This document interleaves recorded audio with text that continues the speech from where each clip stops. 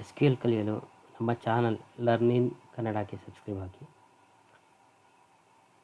ಏನಂದರೆ ವಿಷಯ, ಇವತ್ತು ನಾನೊಂದು ಇಂಟರ್ವ್ಯೂ ಅಟೆಂಡ್ ಮಾಡಿದೆ ಎಸ್ ಕ್ಯೂ ಎಲ್ಲು. ಅದರಲ್ಲಿ ಅವ್ರು ಏನು ಕೇಳಿದ್ರು ಅಂದರೆ,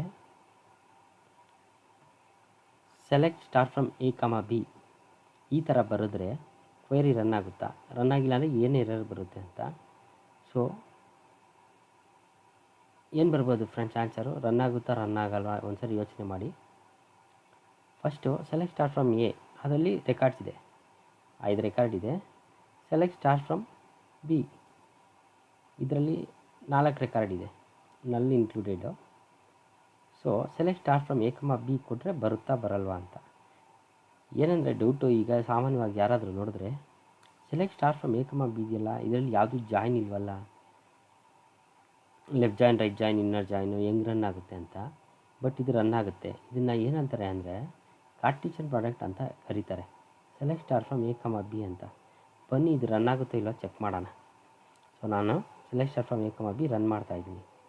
ಓಕೆ, ರನ್ ಆಯಿತು. ಸೊ ಎಷ್ಟು ರೆಕಾರ್ಡ್ಸ್ ಇದೆ? 20 ರೆಕಾರ್ಡ್ಸ್ ಇದೆ.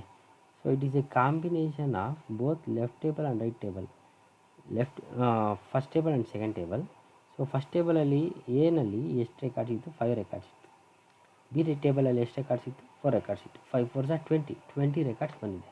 ಇದೇ ಇದಕ್ಕೆ ಆನ್ಸರ್. Question tricky ಚೆನ್ನಾಗಿದೆಯಲ್ವಾ? ಈ ಥರ ಇನ್ನೂ ಕ್ವಶನ್ಸ್ಗೆ ಆನ್ಸರ್ ಕಲಿಬೇಕಂದ್ರೆ ನಮ್ಮ ಚಾನಲ್ಗೆ ಸಬ್ಸ್ಕ್ರೈಬ್ ಆಗಿ, ನಿಮ್ಮ ಫ್ರೆಂಡ್ಸ್ಗೂ ಶೇರ್ ಮಾಡಿ. ಕನ್ನಡದಲ್ಲಿ ಕಲಿಯೋಣ, ಲರ್ನಿಂಗ್ ಕನ್ನಡ.